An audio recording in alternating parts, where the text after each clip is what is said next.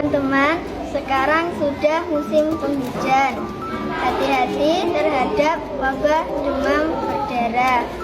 Untuk mencegahnya, kita perlu melakukan 3M+.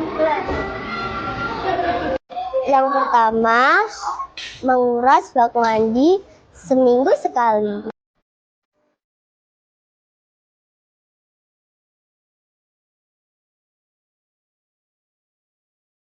Yang kedua, menutup peralatan-peralatan yang berisi air.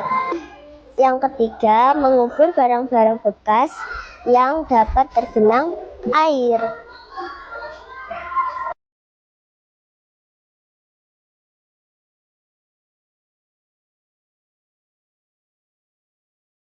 Yang terakhir, hindari diri kita dari gigitan nyamuk.